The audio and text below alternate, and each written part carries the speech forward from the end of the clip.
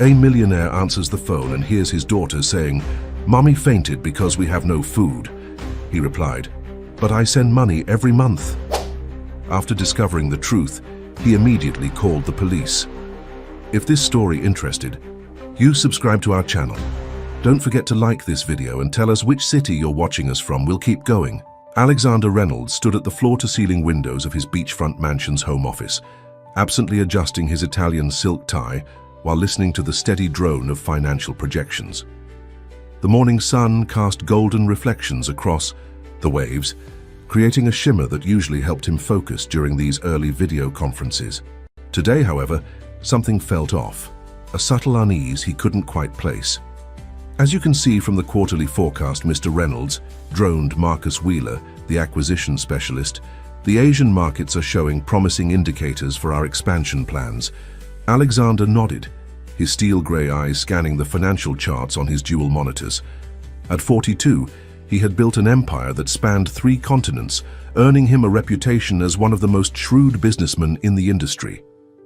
Everything in his life was meticulously controlled, from his investment portfolio to his daily schedule. The divorce had been the only disruption to his carefully constructed world, but even that had been handled with characteristic efficiency. The settlement was generous, more than generous really, ensuring his ex-wife Caroline and their daughter Emma maintained the lifestyle they were accustomed to. He made sure the monthly payments were substantial and always on time. In his mind, that was what responsible fathers did. His phone vibrated against his desk, displaying an unknown number. Alexander typically ignored such calls during meetings, but something, perhaps that same unease he'd been feeling all morning, made him reach for it. "Excuse me, gentlemen," he said smoothly, muting his microphone. "I need to take this call." The moment he heard the small, trembling voice on the other end, his world tilted on its axis. "Daddy?" The whisper was so faint he almost missed it. "Daddy, I need help." "Emma?" Alexander's hand tightened around the phone. His 8-year-old daughter rarely called him, their communication usually limited to scheduled video chats on Sunday afternoons. "What's wrong, sweetheart?" "Mommy," Emma's voice cracked. "She fell down in the kitchen. She won't wake up." There was a pause, filled with the sound of quiet sniffling. I think it's because we haven't eaten in a while." The words hit him like a physical blow. "What do you mean you haven't eaten? I send money every month." His mind raced through recent bank statements, each transfer confirmed and substantial. "I'm scared, Daddy," Emma continued, her voice dropping even lower. "Mommy said you were the only one who still cared, but I wasn't supposed to tell. Please don't be mad." Alexander was already moving, grabbing his keys and wallet with his free hand. "I'm not mad, sweetheart. Not at you. Never at you. Where are you right now?" "In my room, under the bed." The words came out in a rush. "Mom said to hide if anyone came to the door. She said we couldn't trust." The line went dead. Alexander stared at his phone in horror, his hands shaking as he dialed emergency services. As he rattled off Caroline's address to the dispatcher, his mind whirled with questions. How could this be happening? He'd done everything right. The payments, the arrangements, the legal agreements. He'd provided more than enough money for them to live comfortably. He barely remembered ending the call with emergency services or returning to his video conference long enough to excuse himself due to a family emergency. His entire focus was on getting to his daughter as quickly as possible. His personal assistant was already booking him on the next flight to Boston while he rushed to his car. The drive to the airport was a blur of frantic phone calls and mounting dread. Each unanswered call to Caroline's number increased his anxiety. The carefully constructed walls of his controlled world were crumbling, revealing a truth he had been too busy, or perhaps too willfully blind, to see. As his private jet took off, Alexander stared out the window at the receding coastline.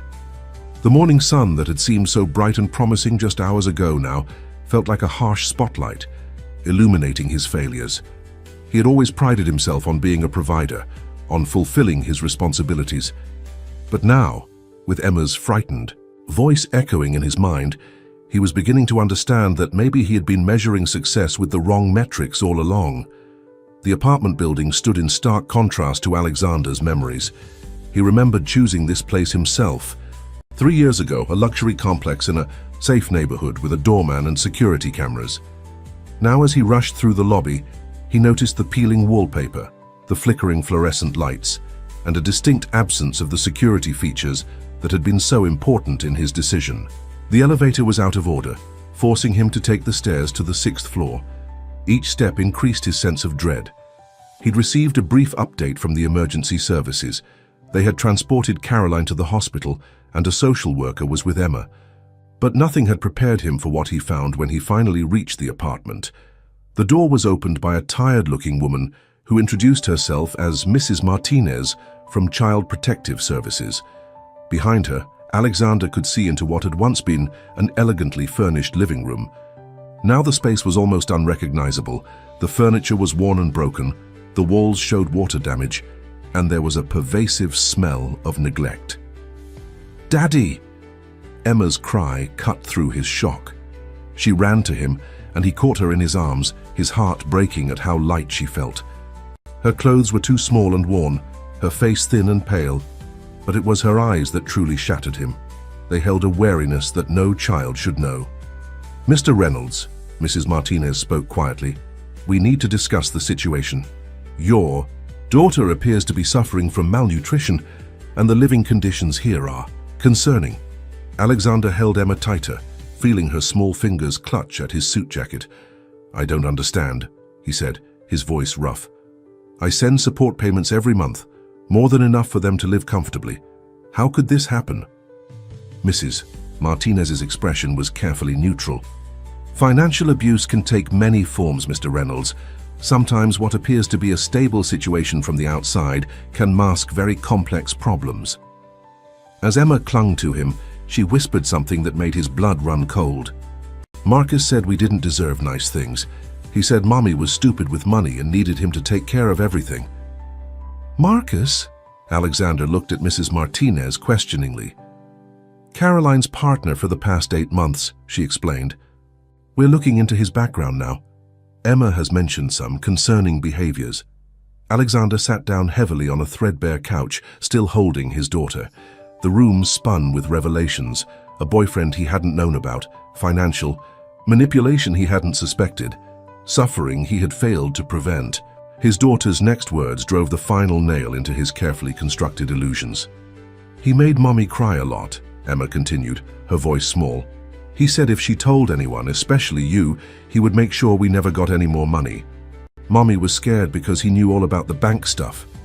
The pieces were starting to fall into place: the gradual withdrawal from their usual communication channels, the increasing difficulty in reaching Caroline directly, the way Emma had seemed subdued during their video calls. He had attributed it all to them adjusting to their new life, to Caroline asserting her independence. How wrong he had been. Mrs. Martinez cleared her throat gently. "Mr. Reynolds, we'll need to conduct a formal investigation. Given the circumstances, we'd like to place Emma in your temporary custody, if you're willing and able to take her immediately." "Of course," he responded without hesitation. "But I need to see Caroline first." "Which hospital?" "Massachusetts General," Mrs. Martinez replied. "But Mr. Reynolds, prepare yourself. The situation is quite serious." As Alexander made arrangements to take Emma with him, he noticed her trying to pack her few belongings into a tattered backpack. His heart clenched when he realized she was carefully wrapping a photo frame in her only sweater. It was a picture from happier times, showing the 3 of them at Emma's 5th birthday party. Looking around the apartment one last time, Alexander saw the truth that his money had hidden. The regular bank transfers that had eased his conscience had become a weapon in the hands of a manipulator. His distance, meant to give Caroline space to rebuild her life, had instead created a vacuum where abuse could flourish unseen. As they left the apartment, Emma held his hand tightly as if afraid he might disappear. In the car, she fell asleep almost immediately, exhaustion finally overtaking her. Alexander watched her through the rearview mirror, his mind already racing with plans. Not business strategies this time, but ways to heal the damage his negligence had allowed to happen. The fluorescent lights of Massachusetts General Hospital cast harsh shadows across Caroline's pale face. Alexander stood in the doorway of her hospital room, momentarily frozen by the sight of his ex-wife. The vibrant, confident woman he had known was barely recognizable in the frail figure before him. Emma had fallen asleep in the waiting room under the watchful eye of Mrs. Martinez, giving him this moment to face the reality of what had happened. Mr. Reynolds, a doctor approached, clipboard in hand. "I'm Dr. Sarah Chen. I've been overseeing your ex-wife's care." Alexander turned to face the doctor, forcing himself to focus. "How is she?" "Stable, but her condition is serious. She's suffering from severe malnutrition and dehydration. There are also signs of prolonged stress and anxiety." Dr. Chen's voice was professional but gentle. "Mr. Reynolds, has Mrs. Reynolds shown any previous signs of eating disorders or depression?" Alexander ran a hand through his hair, remembering Caroline's recently cancelled video calls, the way she'd stopped sharing photos of their daughter. I don't know. We've been divorced for 3 years. Our communication was mainly about Emma and finances." Dr. Chen nodded, making notes. "We found evidence of prescription anxiety medication in her system, but no record of it being prescribed by her regular physician. We're concerned about where these medications came from and who was controlling their administration." The implications made Alexander's stomach turn. He thought about Emma's words about Marcus, about control and fear. "There was someone," he said slowly. "A boyfriend, Marcus. Emma mentioned he was controlling their finances." "Mr. Reynolds," Dr. Chen's voice became more urgent. "We've seen cases like this before. Financial abuse often goes hand in hand with other forms of control. The medication we found can be used to make someone more compliant, more easily manipulated. Combined with malnutrition and isolation." A nurse interrupted, calling Dr. Chen away for an emergency. Alexander was left alone with his thoughts and the steady beeping of Caroline's monitors. He approached her bed slowly, noticing the bruises on her arms, not from violence but from malnutrition and vitamin deficiency, the doctor had explained. Caroline's eyes fluttered open, focusing slowly on his face. "Alex." Her voice was barely a whisper. "Emma, is she?" "She's safe," he assured her quickly, taking her hand. It felt like holding a bird's wing, fragile and cold. "She's sleeping in the waiting room. Caroline, why didn't you tell me?" Tears began sliding down her cheeks. "He said he would help me manage everything better. I was struggling with the bills, with decisions. He seemed so kind at first, so understanding." Her voice broke. "By the time I realized what was happening, he had access to everything. He said no one would believe me, that I'd look like an incompetent mother who couldn't handle her own finances." Alexander felt a surge of guilt and anger. "The money I sent? He convinced me to add him to my accounts, said he had investment experience, that he could help me build a better future for Emma." Caroline's words came faster now, as if a dam had broken. "He started small, questioning my purchases, suggesting I let him handle the bills. Then he said Emma and I were wasteful, that we didn't deserve nice things. He began limiting our food, saying we needed to learn discipline." Alexander listened, each word adding to the weight of his failure. He had been so focused on providing financially that he'd missed the signs of his family falling apart. Caroline continued, her voice growing weaker. "He isolated us slowly, said Emma's after-school activities were too expensive, convinced me. My friends were taking advantage of me. When I finally tried to stand up to him, she shuddered. He threatened to tell social services I was an unfit mother. He had records of everything, made it look like I'd been gambling, spending recklessly. I was trapped." A soft knock at the door interrupted them. Mrs. Martinez stood there, Emma holding her hand. The girl's eyes lit up at seeing her mother, awake, but she hesitated at the threshold, showing a caution that broke Alexander's heart. "Sweetheart," Caroline called softly. "It's okay. Come here." Emma approached slowly, climbing carefully onto the bed when Alexander helped her up. curled up against her mother's side like a small cat, mindful of the IV lines and monitors. The sight of them together, both so fragile, both survivors of an invisible battle, crystallized something in Alexander's mind. He had always believed that success was measured in numbers, profit margins, stock prices, bank balances. But watching his daughter and ex-wife, he realized that the true measure of success was in the well-being of those you claim to care about. He had failed them once by mistaking financial support for actual care. He wouldn't make that mistake again. As Emma drifted off to sleep beside her mother, Caroline caught Alexander's eye. "I'm sorry," she whispered. "I should have been stronger." "No," he replied firmly. "I'm the one who should be sorry. I thought throwing money at our problems was enough. I should have been more present, more aware." He squeezed her hand gently. "But that changes now. We're going to fix this, Caroline. All of it." Outside the hospital room window, the Boston skyline glittered in the gathering dusk. Alexander looked at the city lights, his mind already forming plans. But these weren't his usual business strategies. For the first time in years, he was thinking like a father and a protector first and a businessman second. The next morning, Alexander sat in his temporary office at the Boston branch of his company, surrounded by financial documents and bank statements. He had spent the night making calls, pulling strings, and setting things in motion. Emma was safe with a professional caregiver he trusted, allowing him to focus on unraveling the financial web that had entrapped Caroline. "Mr. Reynolds," his assistant Janet entered with another stack of papers. "The forensic accountant is here and the private investigator sent over his preliminary report on Marcus Cooper."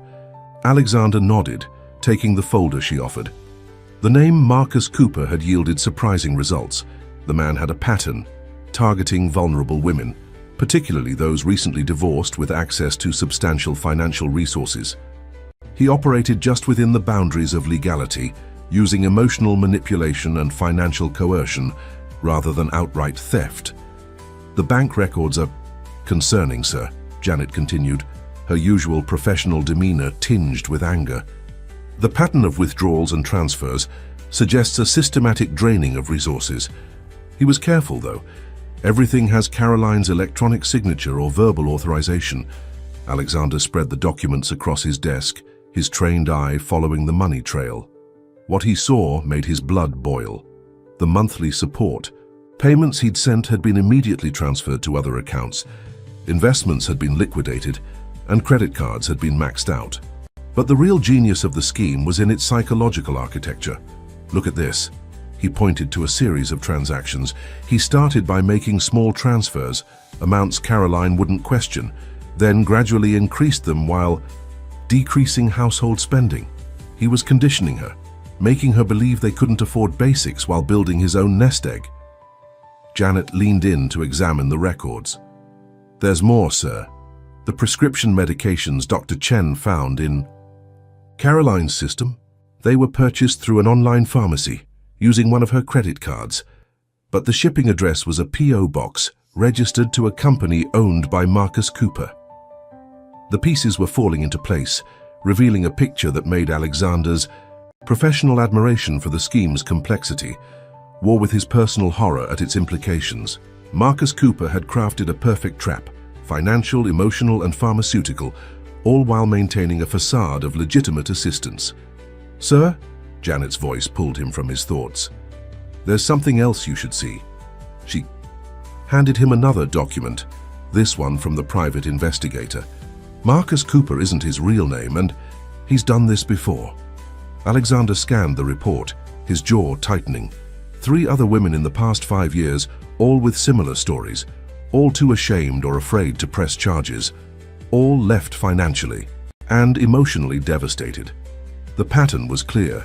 He would enter their lives during vulnerable periods, establish trust, then gradually take control of their finances while isolating them from support systems. "Get me everything," Alexander ordered, standing up. "Bank records, credit card statements, property records. I want to know every account he's touched, every investment he's influenced, every dollar he's moved. And Janet, contact our legal team. All of them."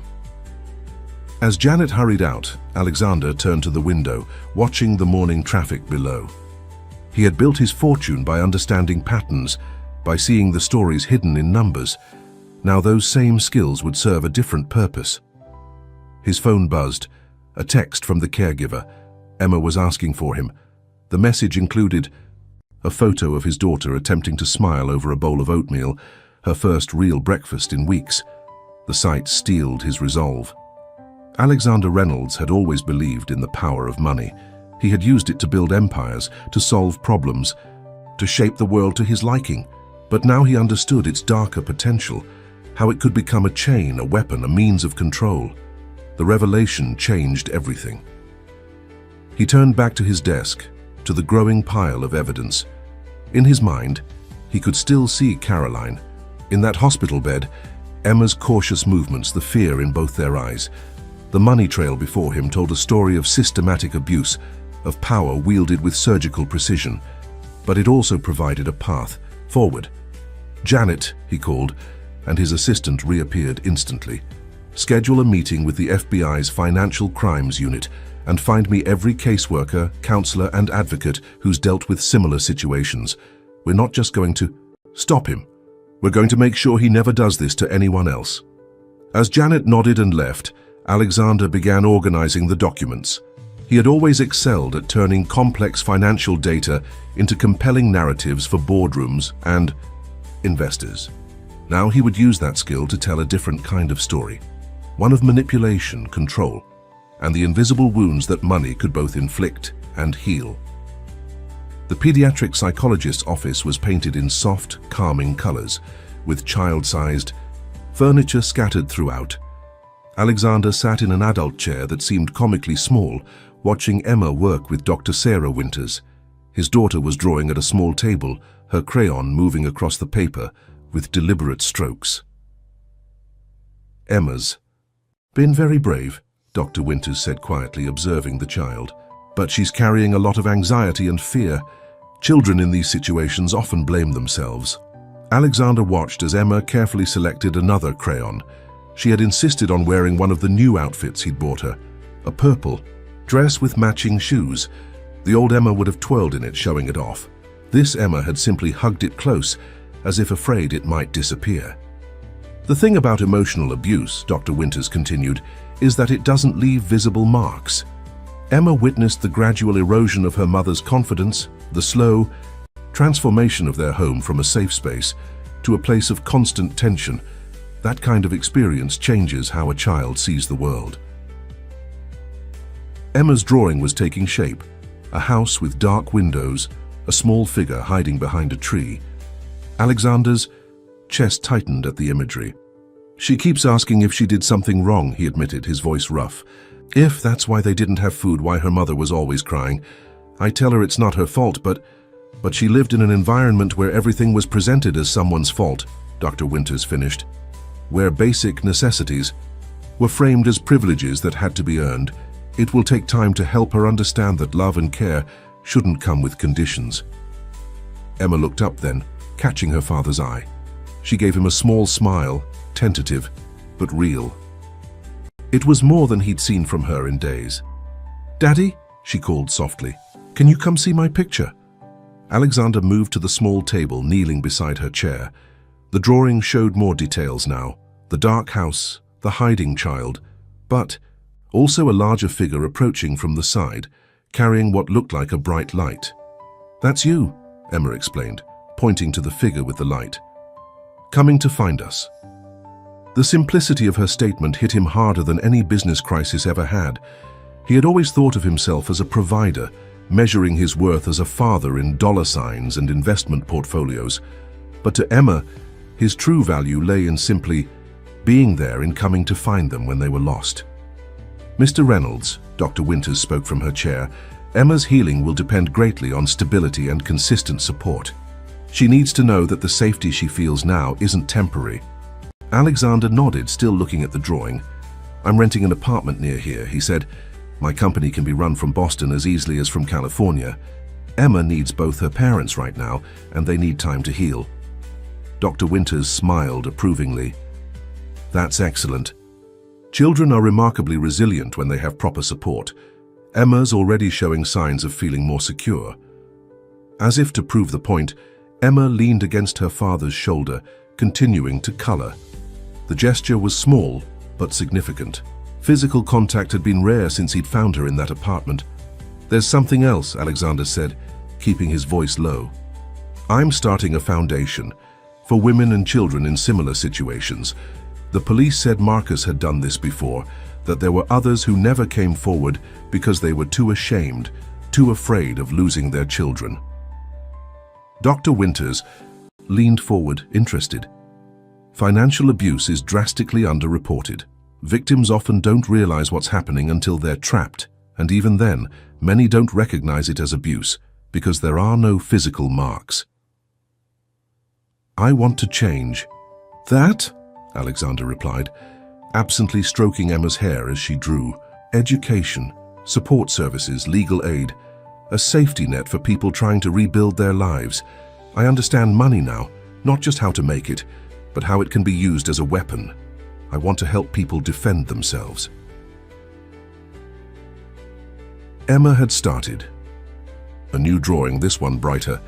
The house had lights in its windows now, and the figures were standing in sunlight rather than hiding in shadows. "The foundation will need expert advisors," Dr. Winters noted.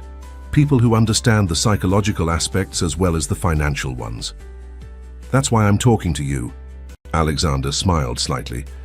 "You have experience with the children caught in these situations. Would you consider joining our advisory board?" Before Dr. Winters could respond, Emma tugged at her father's sleeve. "Can I help too?" she asked. "With the foundation. I want to help other kids who are scared like I was."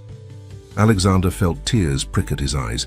His daughter, who had endured so much, was already thinking about helping others. "Of course you can, sweetheart. In fact, I think you might be our most important advisor of all." Emma beamed, her first full smile since the day he'd found her. She turned back to her drawing with renewed energy, adding more details to the sunny scene. Dr. Winters watched them together, noting the natural way Emma now leaned into her father's presence, how she no longer flinched at sudden movements or loud noises. "Mr. Reynolds," she said softly, "I believe you've already done the most important thing. You've shown Emma that help can come when you ask for it, that adults can be trusted to protect rather than control." Caroline's recovery room at the rehabilitation center overlooked a small garden where patients could sit and enjoy the fresh air. Alexander found her there one afternoon, wrapped in a warm blanket despite the mild spring weather. Her physical strength was returning slowly, but the emotional healing would take longer. "The doctors say I can leave next week," she said as he sat beside her. "They've helped me understand so much about what happened, about how I let things get so bad." "You didn't let anything happen," Alexander corrected gently. "You were targeted by someone who knew exactly how to manipulate and control. The investigators found 3 other women he'd done this to." Caroline's hands tightened on her blanket. "I keep thinking about Emma. How could I let her go hungry? What kind of mother?" "Stop," Alexander interrupted. "Emma is safe now. She's in therapy. She's healing, and she needs her mother to heal, too. No more blame, remember? That's what Dr. Phillips keeps telling you." A small smile touched Caroline's lips. "You've been talking to my therapist?" "I've been talking to everyone," he admitted. "Therapists, counselors, financial abuse experts. I'm learning so much about what you both went through, about how I could have been more present, more aware." They sat in comfortable silence for a moment, watching a butterfly dance among the garden flowers. It was a strange kind of peace they'd found, not the polite distance of their early divorce, but something more honest, built on shared concern for their daughter and mutual understanding of their past mistakes. "I saw the paperwork for your foundation," Caroline said finally. "Emma couldn't stop talking about it during her visit yesterday. She says she's going to be your special advisor." Alexander chuckled. "She's already given me several suggestions. Did you know she wants to start a program where kids can teach other kids about money? She says if she had understood more about how money worked, she might have realized something was wrong sooner." Caroline's eyes filled with tears. She's so strong, stronger than I was. She gets that from you, Alexander said firmly. You protected her the best you could. You taught her to be resourceful. She knew to hide that old phone to call. She ever helped when things got bad? That's not weakness, Caroline, that's survival. A nurse appeared at the garden door, signaling that it was time for Caroline's therapy session. As Alexander helped her up from the bench, she caught his arm. The foundation, she said hesitantly. When I'm stronger, I'd like to help. Maybe share my story. If it could help other women recognize the signs before things get as bad as they did for me. Alexander felt a surge of pride and admiration for his ex-wife. Even after everything she'd been through, her instinct was to help others. The foundation would be honored to have you involved, Caroline, but only when you're ready, and only in ways that feel safe for you. As they walked back to the building, Caroline leaned slightly on his arm. Not from physical weakness this time, but in a gesture of trust that meant more than words could express. Alex, she said as they reached her room, thank you. Not just for the foundation or the therapy or, she gestured around at the private rehabilitation center, for seeing me, the real me, not just the problems that needed fixing. Alexander thought about the man he'd been just weeks ago, measuring his success in spreadsheets and stock prices. I'm learning to see a lot of things differently now, he replied. Later that evening, as he drove to pick up Emma from her art therapy class, Alexander reflected on how much had changed. His phone still buzzed with business calls and emails, but they no longer seemed as urgent as they once had. Instead, his mind was filled with plans for the foundation, with Emma's recovery milestones, with Caroline's growing strength.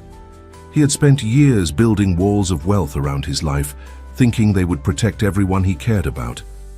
Now he was learning to build bridges instead, between himself and his daughter, between past mistakes and future possibilities, between those who needed help and those who could provide it. The conference room of Alexander's Boston office buzzed with an energy different from his usual business meetings. Instead of shareholders and executives, the table was surrounded by social workers, therapists, financial advisors, and survivors of financial abuse. It was the first official planning meeting for the Reynolds Family Protection Foundation. The statistics are staggering, Sharon Martinez, the social worker who had first helped Emma, was saying. Financial abuse occurs in 99% of domestic violence cases, but it's the least discussed form of control. People don't recognize it until they're trapped. Alexander stood at the head of the table, his usual power suits replaced by more casual attire, a change suggested by Emma, who said his business clothes might intimidate people seeking help. That's exactly why education needs to be our first priority, he said, not just for potential victims, but for everyone who might be in a position to notice the warning signs. Dr. Winters, who had agreed to head the foundation's psychological support programs, nodded in agreement. The patterns are often subtle. Control disguised as concern, isolation presented as protection. We need to help people understand that financial abuse isn't just about stealing money. It's about using money to steal someone's autonomy. The meeting continued with ideas flowing freely.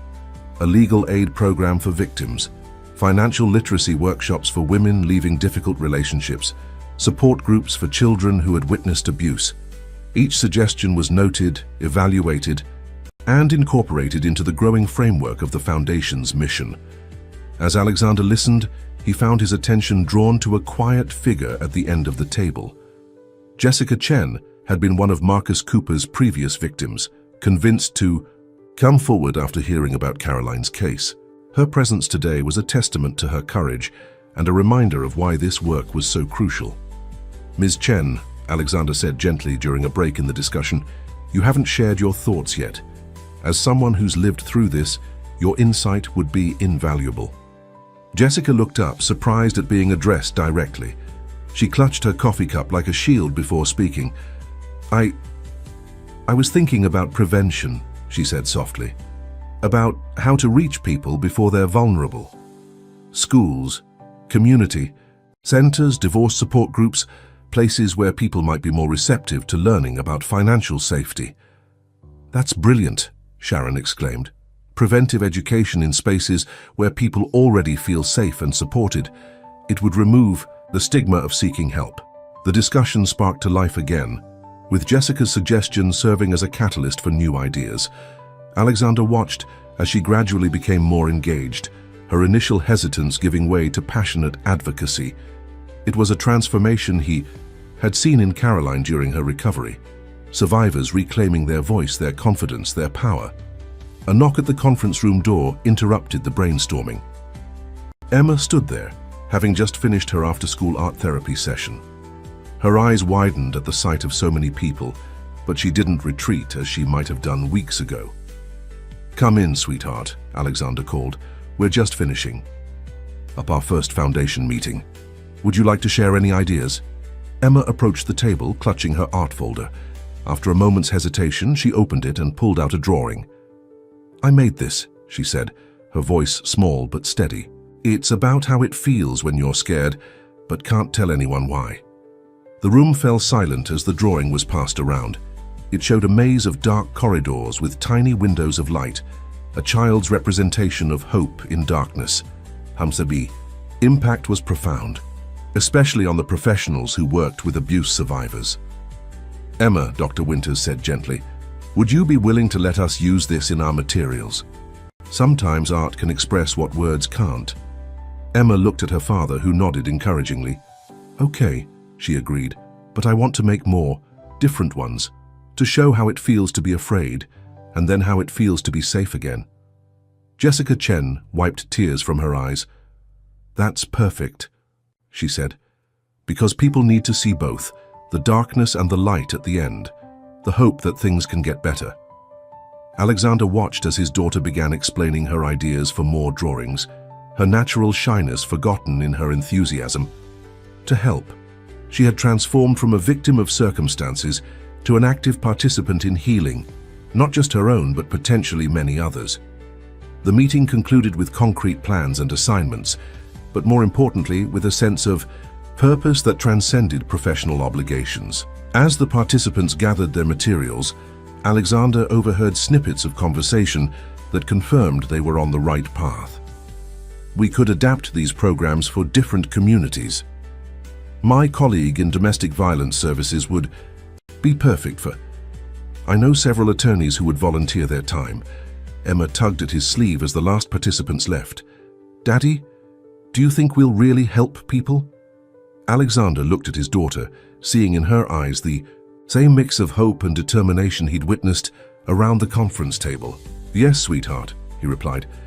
"I think we're going to help a lot of people find their way back to the light." The small cafe near Emma's school had become their special place for father-daughter conversations. Alexander watched as she carefully arranged her cookies on the plate, a ritual that spoke of control regained, of simple pleasures rediscovered. 3 months had passed since that desperate phone call, and while healing wasn't linear, the changes were undeniable. "Mom looked pretty at the foundation meeting yesterday," Emma said, breaking a cookie into precise quarters. Her smile was real, like before. Alexander nodded, remembering Caroline's first public appearance as a foundation spokesperson. She had spoken to a room full of social workers and counselors, her voice trembling at first, but growing stronger as she shared her story. "Your mother is very brave," he replied. "Just like you." Emma considered this, popping a cookie quarter into her mouth. "Dr. Winters says being brave doesn't mean you can't be scared sometimes. She says it's okay to have bad days, as long as you remember the good days are real too." The wisdom in his daughter's words struck Alexander deeply. He had spent so many years viewing problems as things to be solved with money or power, never understanding that healing required something different: time, patience, and the courage to face uncomfortable truths. "Ms. Chen called Mom yesterday," Emma continued, moving on to the next cookie. "They're starting a support group together for other mums who are scared like Mom was. Did you know Ms. Chen has a daughter too? She's going to be in my art therapy class next week." Alexander smiled, remembering how reluctant Jessica Chen had been at that first foundation meeting. Now, she was one of their most active volunteers, her own healing intertwined with her desire to help others. "So that's wonderful, sweetheart. How do you feel about having a new friend in your class?" Emma's face turned serious. "I'm going to help her feel safe," she declared, "like how everyone helped us feel safe again. Dr. Winters says sometimes the best way to heal is to help other people heal too."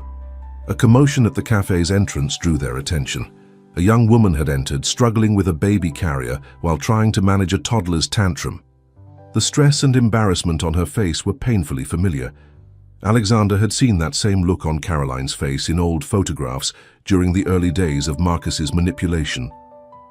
Without hesitation, Emma slid from her chair and approached the woman. "Would you like to share our table?" she asked, her voice clear and confident. "It's quieter in our corner and I have extra cookies." The woman looked startled, then grateful.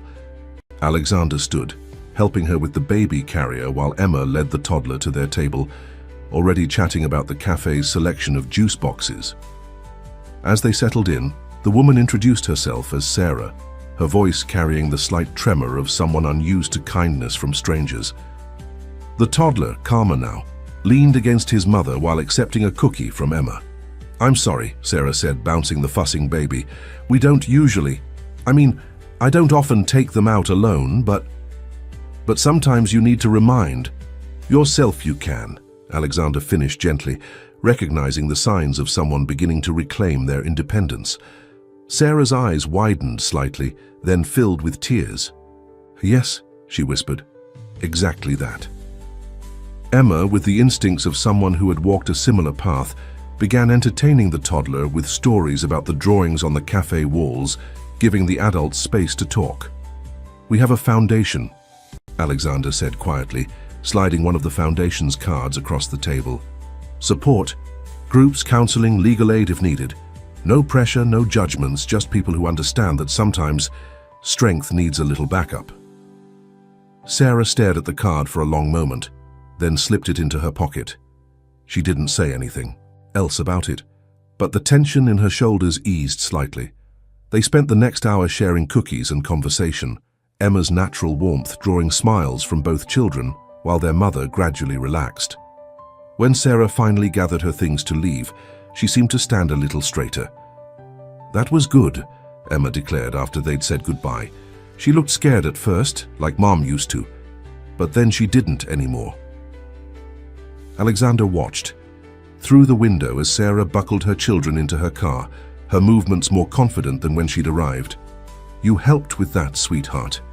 You knew exactly what she needed." Emma shrugged, but her eyes shone with quiet pride. "Everyone needs a safe place sometimes, like this cafe is ours." She paused, then added, "Maybe she'll come to Mom's support group. Then her kids can come to art therapy too." "Maybe they will," Alexander agreed, marveling at how his daughter had transformed her own trauma into compassion. She had become a bridge for others, just as others had been bridges for her. The news of Alexander Reynolds' dramatic career shift had finally reached the business world. The Wall Street Journal's headline read, "Tech mogul shifts focus to combat financial abuse." As he sat in his Boston office, scanning the article, his phone hadn't stopped ringing with calls from other CEOs, investors, and media outlets. "Mr. Reynolds?" His assistant Janet appeared at the door. "The board members are waiting in the conference room. They've called an emergency meeting about the foundation." Alexander had been expecting this. His decision to redirect a significant portion of his time and resources to the Reynolds Family Protection Foundation had caused ripples throughout his corporate empire. Some board members were concerned about the impact on shareholder value. Others worried about the company's image being associated with such a sensitive issue. "Thank you, Janet," he said, straightening his tie. "Is everything else prepared?" She nodded, knowing exactly what he meant. Over the past weeks, they had meticulously documented the foundation's impact. Numbers of families helped, success stories, and most importantly, the growing network of support that was forming around their initiative. The conference room fell silent as Alexander entered. The faces around the table were familiar. Men and women he'd worked with for years, people who had helped build his company into what it was today. But now they looked at him with a mixture of concern and confusion. "Alex," Marcus Wellington, the lead board member, began. "We've reviewed the quarterly reports. The foundation's budget has tripled in the past month alone. The company's focus appears to be shifting. Shareholders are expressing concern. Alexander remained standing, his posture relaxed but confident. Before we discuss numbers, I'd like you to meet someone. He pressed a button on the conference phone. Caroline, are you there? His ex-wife's voice filled the room, clear and strong. Yes, Alex, we're all here. All? Wellington's eyebrows rose. I'm in our Boston support center, Caroline explained. With me are 37 women and their children. They're all survivors of financial abuse, all rebuilding their lives with help from the foundation. Would you like to hear their stories? For the next hour, the boardroom was silent, except for the voices coming through the speaker. Women from all walks of life shared their experiences. A surgeon whose brilliant career had been nearly destroyed, a teacher who had lost her retirement savings, a young entrepreneur whose startup had been stolen from her. Each story was different, but the pattern was the same: systematic manipulation, isolation and control through financial means. These women aren't just survivors, Caroline concluded. They're now part of our prevention network. They're helping us identify warning signs, create educational programs, and reach others who are still trapped. And for every woman in this room, there are hundreds more waiting for help. Alexander watched his board members' faces, seeing the impact of these personal testimonies. Now, he said quietly, let's talk about numbers. He pulled up a presentation on the screen. Our foundation's work has attracted partners we never expected. 3 major banks have approached us about implementing early warning systems for financial abuse. 2 tech companies want to develop apps for financial safety education. 5 law firms have offered pro bono services. Wellington leaned forward, his business instincts engaged. You're creating a new market sector. I'm addressing a need. That's always existed, Alexander corrected. But yes, in doing so, we're opening up new opportunities. The foundation isn't just about helping victims, it's about changing how society views and handles financial relationships. Another board member, Sarah Chen, no relation to Jessica, spoke up. The publicity has been overwhelmingly positive. Our company's reputation for social responsibility has skyrocketed. Several major institutional investors have actually increased their holdings because of this initiative. But it's more than that, Alexander continued. Every person we help becomes part of a growing network. They refer their friends, family members, colleagues. They become advocates in their communities. The foundation isn't just growing, it's creating a movement. He pulled up another slide, showing the foundation's educational outreach programs. We're working with schools to teach financial literacy. We're partnering with divorce attorneys to provide preventive education. We're developing corporate training programs to help HR departments recognize signs of financial abuse among employees.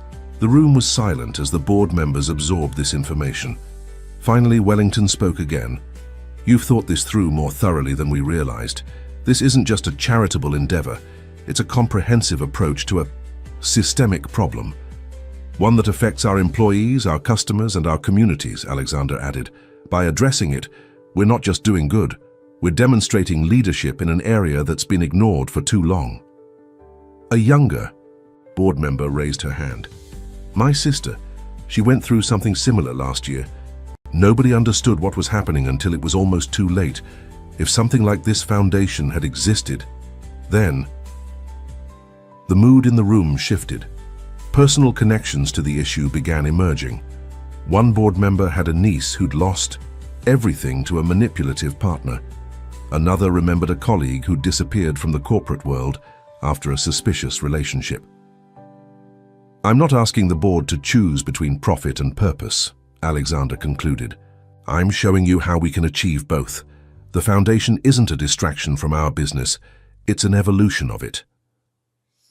When the meeting ended 2 hours later, the board had not only approved the foundation's expanded budget, but had also committed personal resources to its growth. As Alexander watched them leave, he received a text from Caroline. The women here want to know when they can share their stories with other companies. They're ready to help expand the movement. So, smiled, typing back a response. Tell them to rest and heal first. The movement isn't going anywhere. It's just getting started. The autumn leaves danced around Emma's feet as she walked through the park with her parents. It was their new Sunday tradition, a simple family outing that would have seemed impossible just months ago. Caroline looked healthier now, her steps confident, her smile genuine. Alexander had learned to leave his phone on silent during these precious hours, understanding that true wealth couldn't be measured in missed calls. "Look!" Emma pointed excitedly to a community bulletin board. Among the local notices and advertisements was a familiar poster, one she had helped design for the foundation. The artwork was hers, a series of butterflies emerging from a dark cocoon, symbolizing transformation and hope. "They're everywhere now," Caroline said proudly. "The posters, the helpline numbers. I saw them in my yoga studio yesterday. Someone had added post-it notes with encouraging messages." Alexander watched as Emma ran ahead to inspect the bulletin board more closely. "The volunteer network has grown faster than we expected," he said. "Janet says we've had to open 3 new training centers just to keep up with demand." Caroline nodded, her expression thoughtful. "It's not just the official programs either. Women are creating their own support groups, starting informal networks. Sarah, you remember from the cafe, she's organized a weekly meeting for mothers at her children's school. They discuss finances, share resources, watch out for each other." They reached a park bench, their usual resting spot.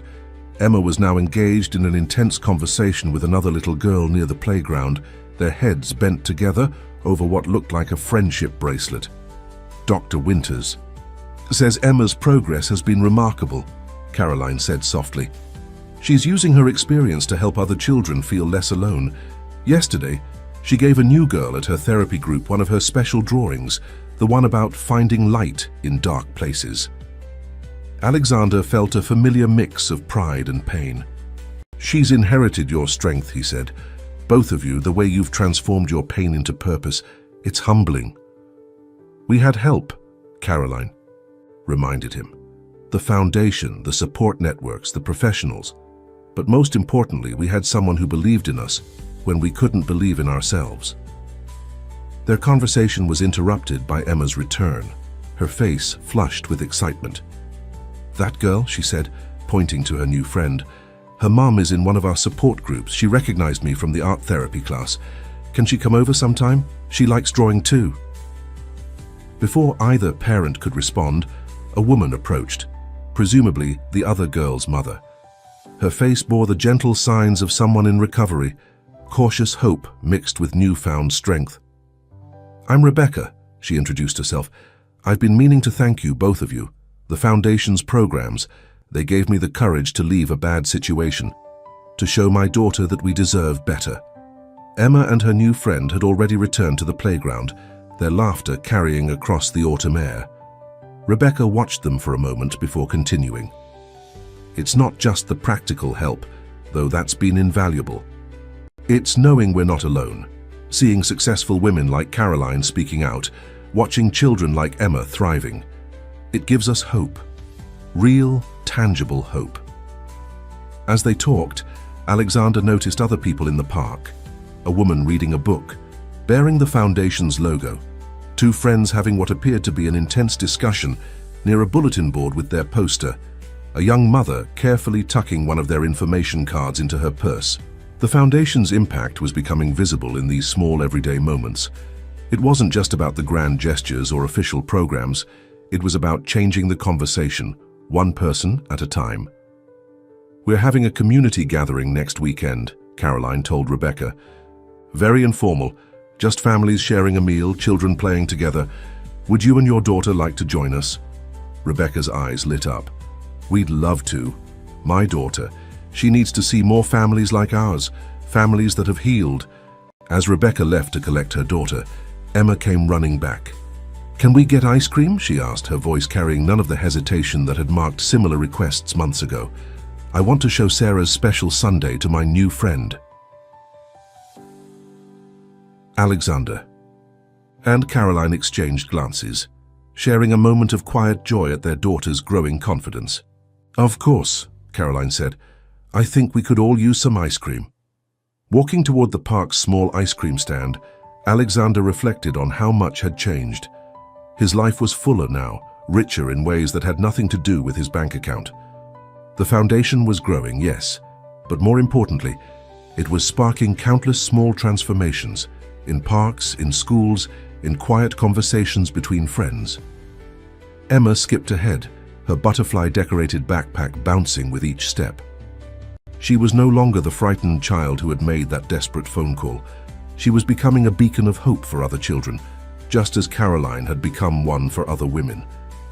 And Alexander, he had learned that true success wasn't measured in quarterly reports or stock prices.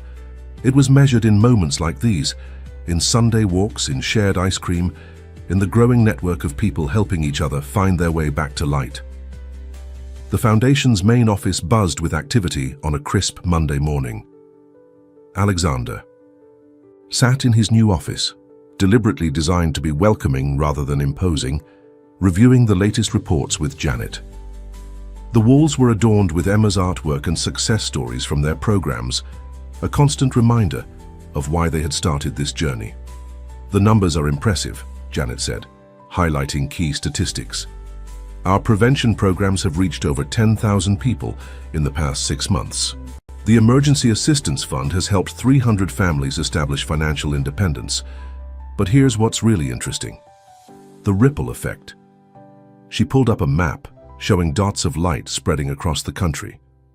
Each point represents someone who's gone through our program and then started their own initiative. Support groups, mentoring programs, community workshops. They're creating their own networks of protection. A knock at the door interrupted them. Caroline stood there, looking professional in a business suit, but with a warmth that her previous corporate career had never allowed her to show. "Sorry to interrupt, but there's someone you both need to meet." She stepped aside to reveal a woman in her early 60s, elegantly dressed, but with hands that twisted nervously in front of her. "This is Margaret Wellington, Marcus's mother." Alexander felt his body tense instinctively. The name brought back memories of dark apartments and empty refrigerators, of Emma's frightened voice on the phone. Janet moved protectively closer to her. "Desk." "Please," Margaret said quickly, her voice trembling. "I know what my son did. That's why I'm here." Caroline touched Alexander's arm gently. "Listen to her story. It's important." Margaret sat in one of the comfortable chairs they kept for clients, her perfect posture at odds with her obvious distress. "I've spent months trying to find the courage to come here. When I read about what Marcus did to your family, to those other women, I realized I had to speak up." She pulled an old photograph from her purse, a family portrait showing a younger Margaret with a man whose smile didn't reach his eyes. "My husband, Marcus's father, was like him. Charming in public, controlling at home. He managed every penny, monitored every purchase. I couldn't buy groceries without showing him receipts. Couldn't get a job because he said it would reflect poorly on him." Alexander felt his anger softening into understanding. "You raised Marcus in that environment." Margaret nodded, tears sliding down her cheeks. "I thought I was protecting him by staying, by maintaining the perfect family image. Instead, I taught him that love means control, that power comes from making others dependent. I helped create the man who hurt your family." She pulled out more documents, bank statements, property records, investment portfolios. "This is everything I have. My husband passed years ago, but I've kept tracking Marcus's financial movements. I have records going back 15 years, patterns of accounts he's used, properties he's hidden money in. I want to help you stop him and help prevent other mothers from making my mistakes." Janet was already examining the documents, her experienced eye catching details that could help their legal team. But Alexander was more interested in Margaret's determination to break the cycle. "What made you decide to come forward now?" he asked. "Your daughter's artwork," Margaret replied, gesturing to the butterflies on the wall. "I saw it in a magazine article about the foundation. The way she shows the transformation from darkness to light, it made me realize that change is possible, even after decades of silence." Caroline, who had been quietly observing, spoke up. We've been developing a program for families, helping parents recognize how financial behaviors affect their children's understanding of relationships. Would you be willing to share your perspective? Margaret straightened in her chair, a glimmer of purpose replacing her nervousness. I would. My story. It's not just about Marcus. It's about generational patterns that need to be broken. As they discussed possibilities, Emma burst into the office fresh from her after-school art program.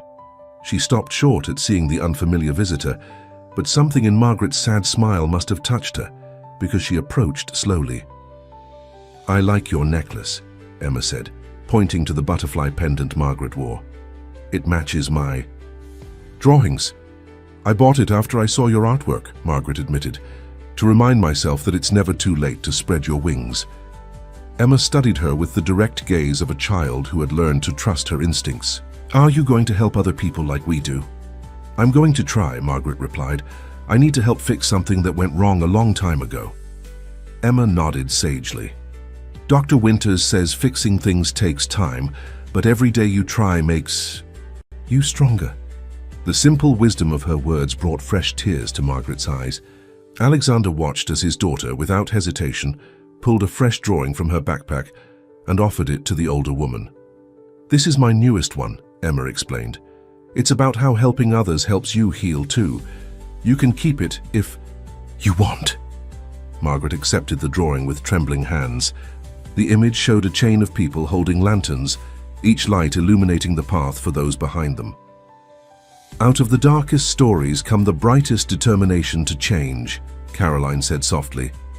We've seen it in our support groups, in our volunteer network, and now, Alexander finished, we're seeing how the cycle of harm can be transformed into a cycle of healing. The school auditorium was packed for the annual talent show, but this year was different. Instead of just songs and dances, the students had chosen to showcase projects that made a difference in their community. Emma stood backstage, nervously, adjusting her presentation cards, while her parents offered quiet encouragement. Remember, sweetheart, Caroline whispered, just speak from your heart like we practiced. Emma nodded, clutching the large portfolio that contained her artwork. Over the past year, her therapeutic drawings had evolved into something more, a visual language for children to express their feelings about family, safety, and self-worth. Next up, the principal announced, Emma Reynolds and her friends presenting the Light Keepers Project. Emma walked onto the stage, followed by 5 other children, all from families who had been helped by the foundation. Among them was Sarah's daughter Lisa, Rebecca's daughter Maya, and Jessica Chen's daughter Angela. Each child carried a piece of artwork they had created together. Sometimes, Emma began, her voice clear and strong, bad things happen because people don't know how to ask for help. Sometimes, grown-ups get scared and forget that they're not alone. She unfolded the first piece of artwork, a collaborative mural showing a community of people holding hands. We started the Light Keepers Project because we wanted other kids to know it's okay to speak up, Lisa continued. When my mum and I were scared, Emma showed me how to draw my feelings. It helped me feel less alone. One by one, the children shared their stories through art and words. They explained how they had started visiting other schools, teaching other children about safe relationships and the importance of speaking up when something feels wrong. We have art classes every Saturday now, Maya explained, pointing to their latest project. Kids come and learn to draw their feelings. Sometimes their parents join too. We call it drawing together because that's what we do. We draw together, heal together, and grow together. In the audience, Alexander noticed several of their foundation's success stories, women who had rebuilt their lives and were now helping others do the same. Sarah sat with her toddler in her lap, beaming as Lisa described their new life. Rebecca was filming the presentation for their foundation's educational program. Even Margaret Wellington was there, her butterfly necklace catching the stage lights. The children's final piece was a massive collage made up of hundreds of smaller drawings. Every picture here was made by someone who found their voice, Emma explained. Some are from kids like us, some are from grown-ups who learned it's never too late to start over. Together, they tell a story of hope. As the audience applauded, Alexander felt Caroline's hand slip into his. "She's amazing," Caroline whispered. "They all are. Do you remember how scared she was to talk to anyone a year ago?" Alexander remembered all too well. The frightened little girl hiding under her bed, the whispered phone call that had changed everything. Now he watched as his daughter confidently answered questions from the audience, explaining how art could help people express feelings they couldn't put into words. After the presentation, families gathered in the school cafeteria for refreshments. Emma and her friends had set up a small art station where they were teaching other children their drawing techniques. Parents hovered nearby, picking up foundation brochures and talking quietly with Caroline about the programs available. "Mr. Reynolds?" A teacher approached, holding one of Emma's original drawings, the one about finding light in dark places. "We've been using copies of this in our counseling office. It's helping children open up about their home situations. Would your foundation consider developing a full curriculum around this concept?" Before Alexander could respond, Emma called out excitedly, "Daddy, come see. Lisa's teaching everyone how to draw butterflies coming out of cocoons. She says it's a metaphor, Lisa supplied proudly. "For transformation. That's what Dr. Winters taught us." Alexander joined the children at their art table, watching as they guided others through their healing process. Emma had laid out her special markers, the ones she used to add touches of gold to her darkness to light drawings. "Everyone gets to add a little light," she explained to a shy boy who had joined them, "because everyone has light inside them. Sometimes they just need help finding it again." Watching these children, who had experienced things no child should, now leading others toward healing, Alexander understood that this was true success. Not the millions in his bank account, or the corporate empire he had built, but this, the transformation of pain into purpose, of fear into hope, of darkness into light. The Light Keepers project was just beginning, but its impact was already rippling outward, touching lives in ways he never could have imagined when he first answered that desperate phone call. Emma and her friends had taken their experiences and turned them into beacons of hope for others, proving that even the youngest among us could be powerful agents of change. The Foundation's first annual gala was unlike any charity event Alexander had ever attended. Instead of the usual corporate formality, the atmosphere in the transformed community center buzzed with genuine warmth and purpose. Art from the light. Keepers Project decorated the walls, telling stories of transformation through children's eyes.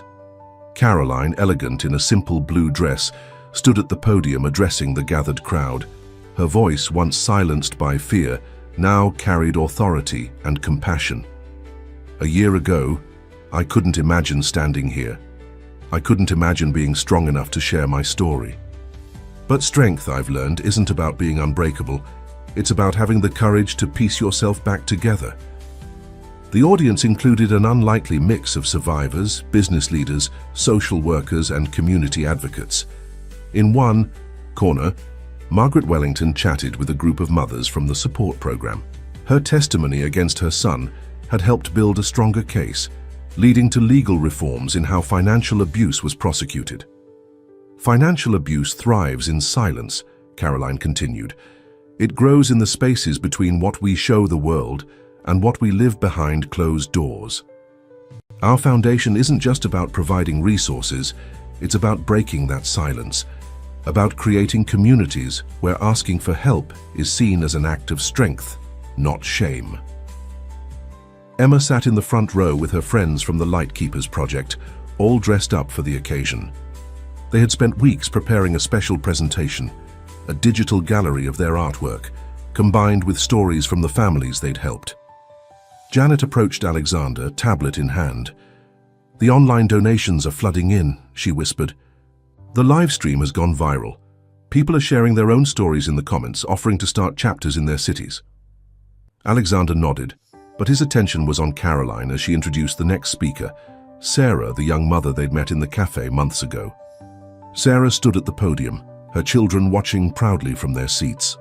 "When I walked into that cafe last year," Sarah began, "I was running on empty, not just my wallet but my spirit. A stranger's kindness, a little girl offering cookies and a father offering hope, changed everything. She smiled at Emma, who beamed back. Today I run 2 support groups and a job training program for women rebuilding their lives. Because kindness, like cruelty, creates ripples. But kindness's ripples build bridges, while cruelties build walls. The presentation screen behind her lit up with statistics. Hundreds of families helped, dozens of community programs established, partnerships with banks and businesses to create early warning systems for financial abuse. But it was the personal stories that held everyone's attention. Tales of mothers and children finding their way back to joy, of communities coming together to protect their vulnerable members. Rebecca's daughter Maya took the stage next, introducing the Lightkeepers Project's newest initiative, a peer support program for children in schools. We know what it's like to feel scared and alone, she explained with remarkable poise. So we created something we wish we'd had, a way for kids to help other kids feel safe and strong. As Maya spoke, Alexander noticed movement at the back of the room. A group of teenagers had arrived, students from a local high school who had started their own anti-abuse advocacy program after hearing Emma speak at their assembly. The evening continued with more presentations, each one highlighting a different aspect of the Foundation's work. Jessica Chen discussed their corporate training program, teaching companies to recognize and respond to signs of financial abuse among employees. Dr. Winters presented research showing the impact of their early intervention programs.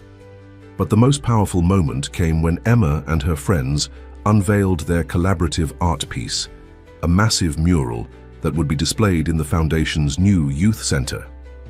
It showed a city at night, with countless windows lit up in warm colors.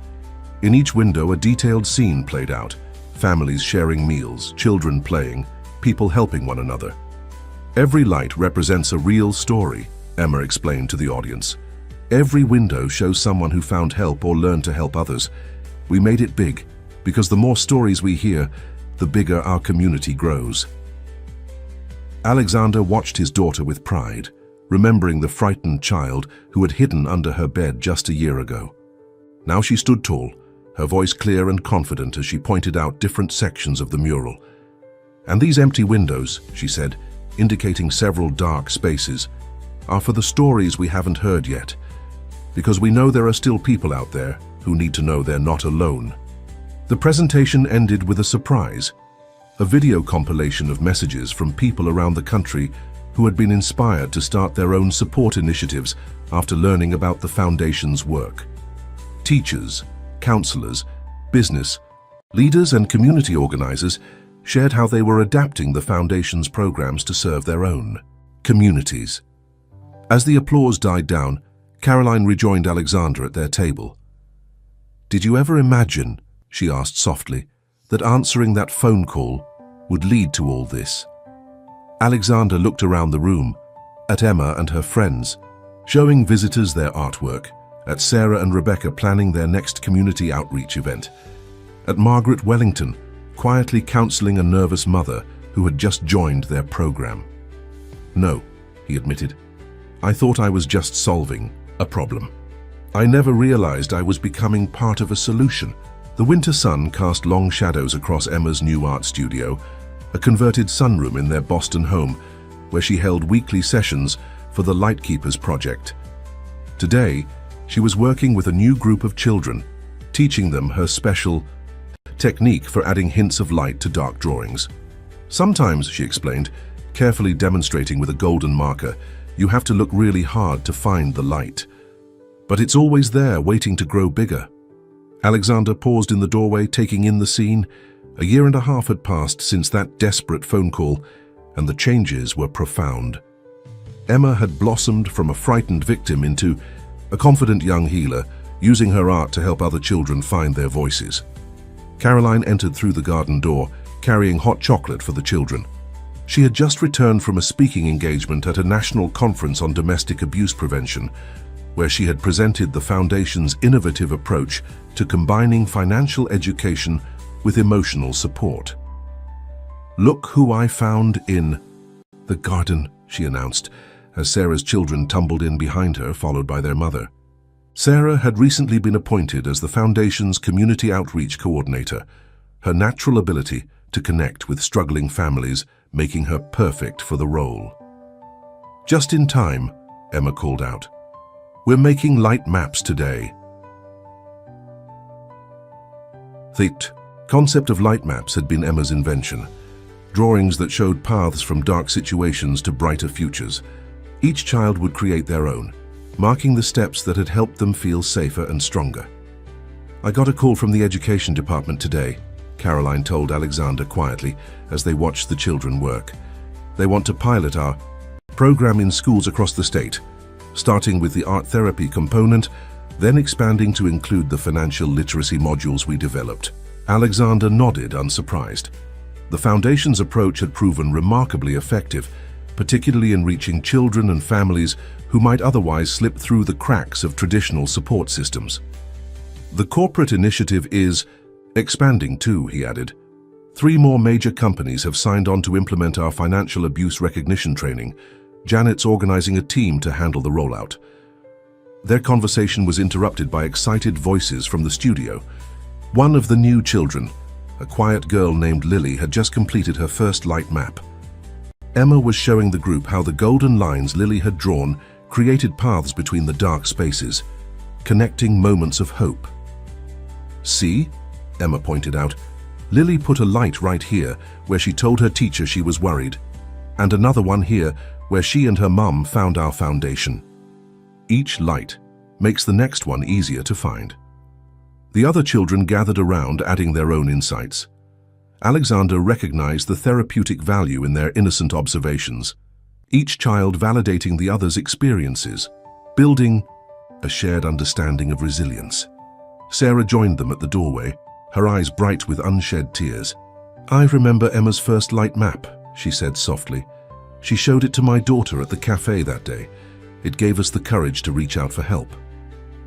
Through the studio window, they could see Margaret Wellington arriving for her weekly mentoring session. She had become an invaluable part of their prevention program, her insight into the generational patterns of financial abuse helping them identify and address root causes. "Did you see the latest impact report?" Caroline asked. "The ripple effect continues to grow. For every family we help directly, they help an average of 3 more. The network just keeps expanding." Alexander watched as Emma welcomed Margaret into the studio, proudly showing off the day's artwork.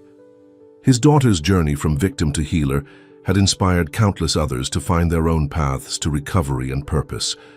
"We're not just helping people escape bad situations anymore," he realized aloud. "We're changing how communities respond to abuse, how institutions recognize it, how society talks about it." "And it all started with a phone call," Caroline said, squeezing his arm gently. "One moment of choosing to really listen instead of just throwing money at the problem." In the studio, Emma was explaining to Margaret how light maps could be adapted for adult support groups. The older woman listened intently, her butterfly necklace catching the winter sunlight as she bent to examine the children's artwork. "Next week," Emma was saying, "we're going to start the Growing Light project. Everyone gets to plant a seed and draw its journey from underground to sunshine. Because healing is like that. It starts in the dark, but it always grows toward the light." Alexander smiled at the wisdom in his daughter's words. They had all been seeds in the dark once, struggling to find their way toward brightness. Now they were helping others make the same journey, creating paths of light where once there had been only shadows. Spring brought new beginnings to the Reynolds Family Protection Foundation. The organization had grown beyond anyone's expectations, with branches opening in cities across the country. But for Alexander, the most significant changes were the small, personal ones he witnessed every day. Today, he sat in the Foundation's original Boston office, conducting a very special interview. Across from him sat a young woman named Rachel, her hands clasped tightly in her lap, her eyes bright with determination. "I know I might seem underqualified," Rachel was saying, "but I understand these families in a way that someone with just professional training might not. 10 years ago, I was that scared little girl watching my mother struggle. Now I want to be the person I wished we'd had back then." Alexander studied Rachel's resume. While she lacked traditional credentials, Her experience running a community support group in her neighborhood had produced impressive results. More importantly, she possessed the empathy and insight that the foundation valued above all else. "Tell me about your Light Map program," he said, referencing a project mentioned in her application. Rachel's face lit up. "I read about Emma's Light Keepers project in a magazine article. It inspired me to start something similar in my community center. We work with children to create maps of their support networks, marking safe spaces, trusted adults, and moments of hope. It helps them visualize their path to safety." A knock at the door interrupted them. Emma poked her head in, now a poised 12-year-old whose artwork had become the foundation's signature imagery. "Sorry, Dad, but Mrs. Martinez is here with that family from Springfield. They need emergency accommodation." Alexander nodded, but before he could respond, Rachel spoke up. "I know a safe house network in Springfield. They work specifically with families dealing with financial abuse. I can make some calls if you'd like." The way she immediately shifted into problem-solving mode, drawing on her community connections, told Alexander everything he needed to know. "Actually, Emma, why don't you show Rachel how we handle emergency cases? She's going to be our new community outreach coordinator." Rachel's eyes widened in surprise, then filled with tears. "Really? But I haven't even finished the interview." "You just did," Alexander smiled. "You showed me exactly what we need, someone who combines personal understanding with practical action." As Emma led Rachel out to meet Mrs. Martinez, Caroline entered the office. She had just returned from overseeing the opening of their newest branch in Chicago, where Sarah had been appointed director. "I see you hired Rachel," she said, noting the completed paperwork on his desk. Her application letter was remarkable. The way she turned her own experience into a mission to help others, it reminded me of us. Alexander nodded, remembering how their own journey had started. "Did you see the statistics Janet compiled? Over 5,000 families helped directly in the past year. But the indirect impact, the ripple effect through communities, schools, workplaces, it's exponential," Caroline agreed. "Every person we help becomes a potential helper themselves. Like Rachel, she didn't wait for someone to solve her community's problems. She saw a need and created a solution." Through the window, they could see Emma showing Rachel around the office. The young woman was already engaged in helping Mrs. Martinez coordinate resources for the Springfield family, her previous nervousness replaced by confident efficiency. "Remember when we thought success meant profit margins and market share?" Alexander mused. "Now I measure it in moments like this, watching someone move from survivor to advocate." Caroline perched on the edge of his desk, a habit that would have seemed unprofessional in their previous corporate lives, but felt natural in this space of healing and hope. "Speaking of advocates, did you see Emma's latest project proposal?" She handed him a carefully prepared presentation folder. Inside, Emma had outlined a plan for a youth advisory board, a formal way to incorporate young voices into the foundation's decision-making process. "She wants to ensure we never lose sight of the children's perspective," Caroline explained. "She remembers how it felt to be voiceless, and she's determined to prevent other children from experiencing that." The proposal was thorough, showing the same attention to detail that had once characterized Alexander's business plans. But where his focus had been on financial projections, Emma's centered on emotional impact and personal growth. "I've already received calls from 3 other organizations wanting to implement similar youth boards," Caroline continued. Emma's influence reaches far beyond her artwork now. They watched as their daughter led Rachel and Mrs. Martinez to the new family crisis center they had built adjacent to the main office. The center had been Emma's idea, a warm, welcoming space where families could find immediate safety and support. 10 years ago, Alexander said softly, I thought I understood what it meant to be successful. I had the mansion, the company, the reputation, but I was measuring all the wrong things. Caroline touched his hand gently. We all were. But that's the beauty of what we've created here. We're teaching people to measure wealth in trust rebuilt, in confidence restored, in lives transformed.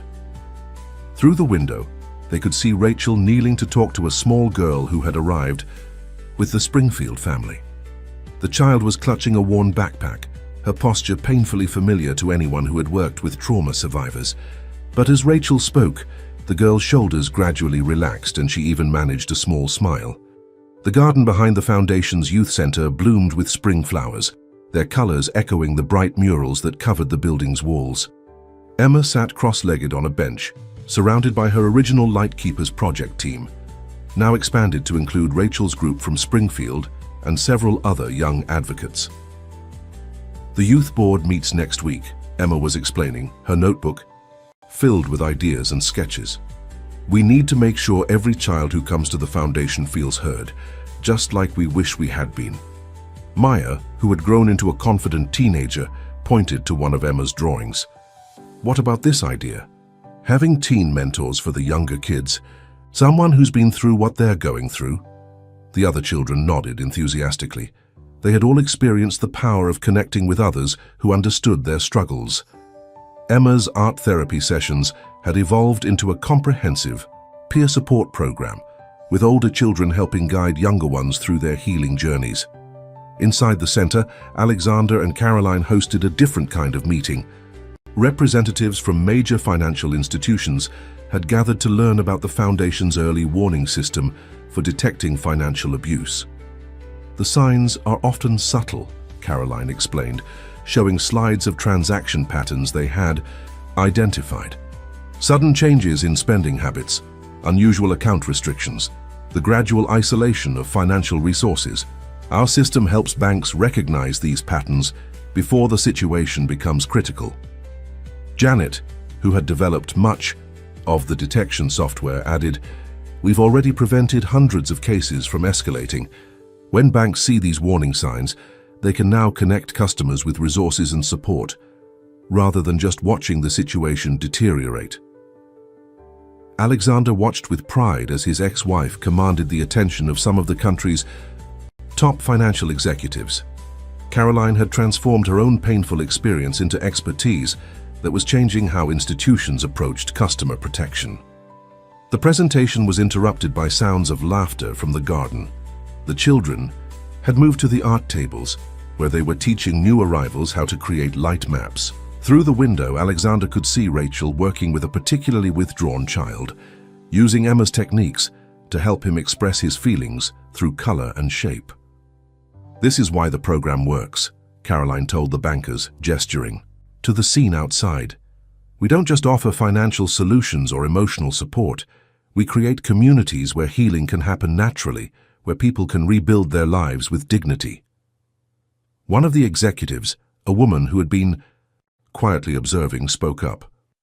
"I've visited several of your branches now, and what strikes me most is the ripple effect.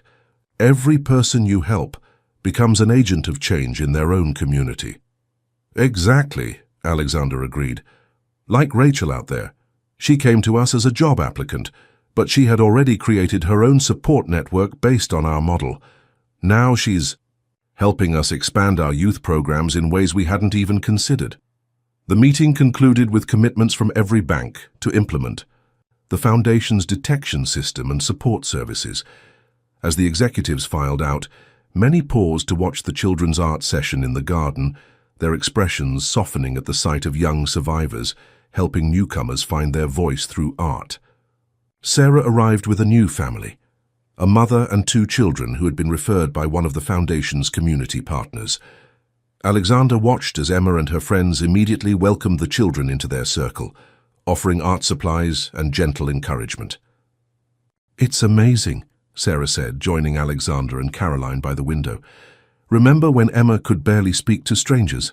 Now look at her. She's created a whole movement of young healers." The mother Sarah had brought in was speaking with Rachel, her tense posture gradually relaxing as she learned about the Foundation's programs. Her children, initially clinging to her sides, had cautiously joined the art session, drawn in by the warm welcome from Emma's group. "That's the real success," Caroline said softly. "Not the numbers or the programs or the corporate partnerships. It's these moments, watching people realize they're not alone, seeing them discover their own strength." Alexander nodded, remembering the desperate father he had been, thinking money alone could solve every problem. We're not just breaking cycles of abuse, he realized. We're creating cycles of healing. Outside, Emma was showing the new children how to add touches of gold to their drawings, teaching them her signature technique for finding light in darkness. The spring breeze carried their voices through the open window, young survivors sharing stories of hope, offering each other the understanding and support they had once desperately needed themselves. The foundation had become more than a safety net. It was a bridge, connecting past pain to future purpose, linking those who needed help with those who could provide it, joining individual healing to community transformation, and at its heart were the children like Emma, who had found their own light and now helped others find theirs. 2 years to the day after that life-changing phone call, Alexander stood in the grand hall of the Boston Museum of Fine Arts. The space had been transformed for a special exhibition, Finding Light, the Art of Healing Through Children's Eyes. Emma's Lightkeepers project had grown into a nationwide movement, and now its impact was being celebrated in one of the city's most prestigious venues. Hundreds of drawings lined the walls, each telling a story of transformation. Emma's original works formed the centerpiece of the exhibition, showing her journey from those first tentative sketches of fear to her recent vibrant pieces about community and hope. Around them, artwork from children across the country demonstrated how her vision had inspired others to find their own artistic voice. "It's overwhelming, isn't it?" Caroline appeared beside him, elegant in a simple black dress. Seeing all these stories together, understanding how many lives have been touched. Before Alexander could respond, a small commotion near the entrance caught their attention. A group of children was arriving, the newest members of the Lightkeepers project, accompanied by Rachel and Sarah. Among them was Lily, the quiet girl who had created her first light map in Emma's studio months ago. Now she was one of their most enthusiastic young mentors. "Dad, Mom," Emma called, hurrying over.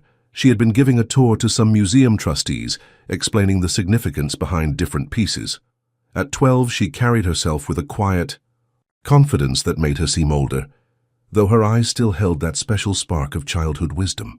"The curator wants to make this a traveling exhibition," she announced excitedly. "They think it could help start Lightkeepers projects in other cities, even other countries."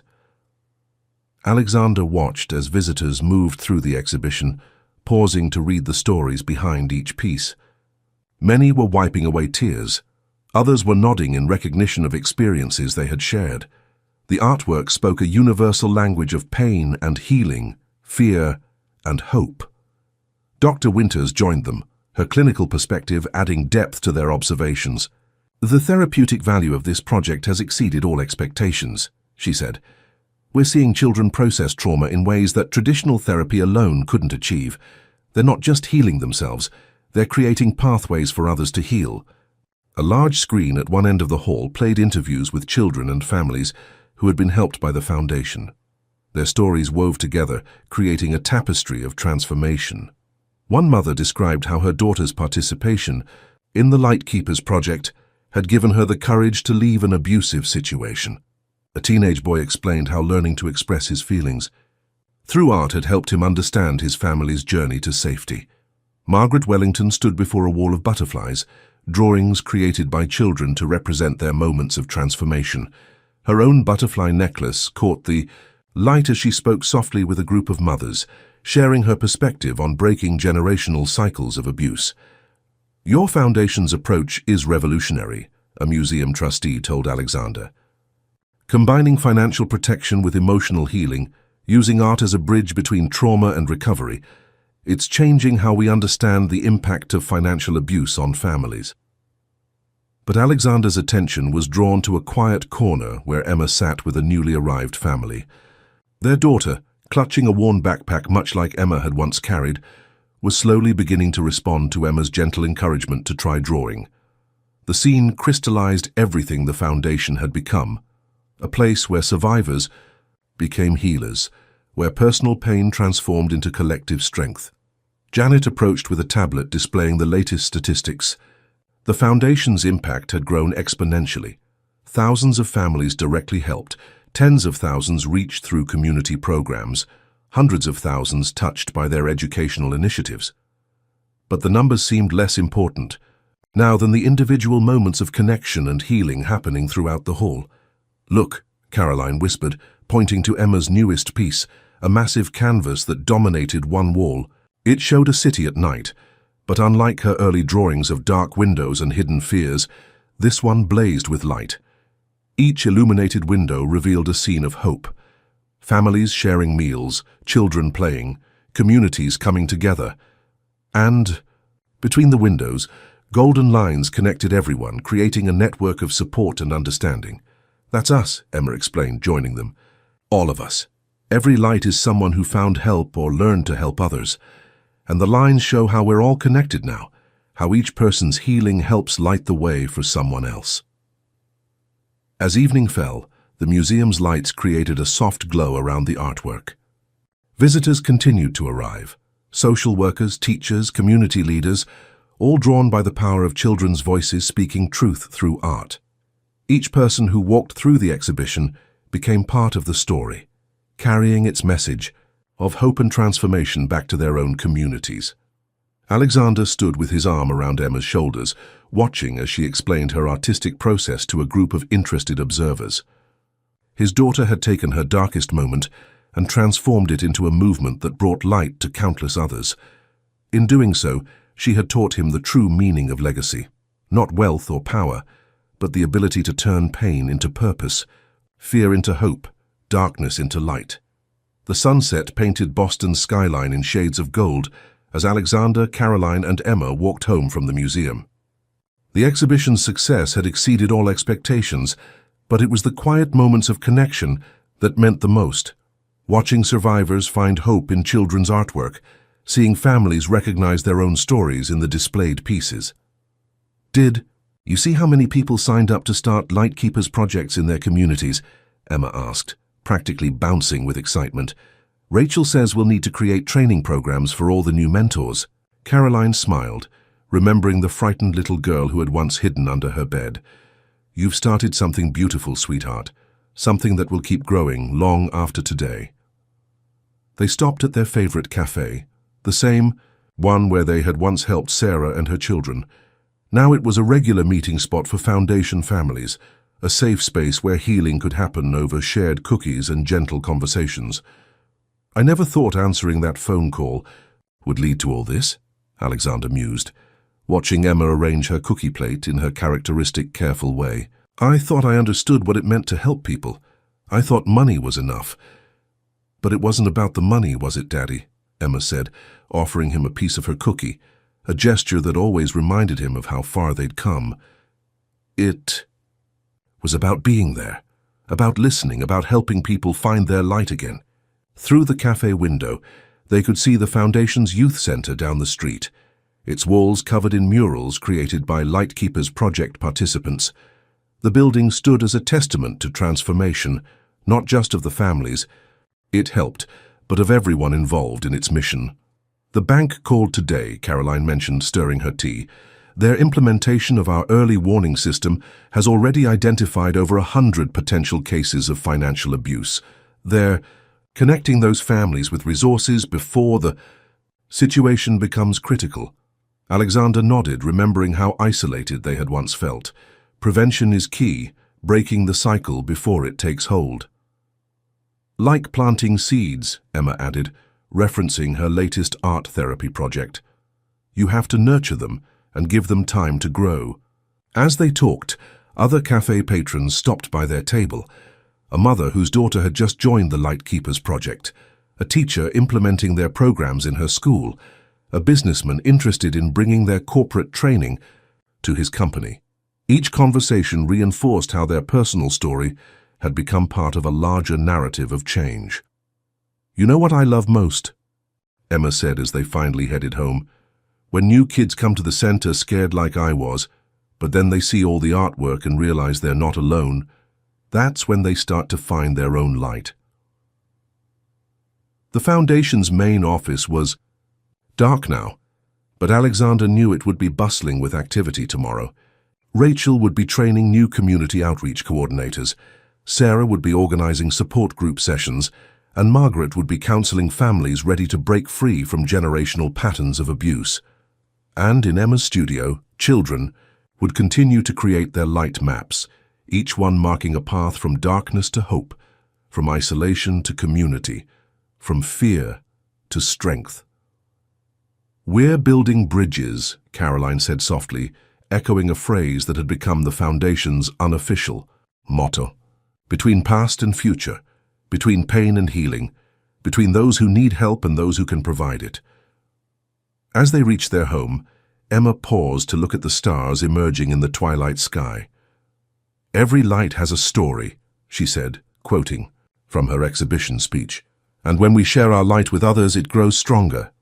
Alexander wrapped his arms around his daughter and ex-wife, feeling the strength of their rebuilt bonds. They had transformed their own story of fear and separation into one of hope and connection, creating ripples that continued to touch lives far beyond their own. The foundation would continue to grow, reaching more families, inspiring more communities, breaking more cycles of abuse.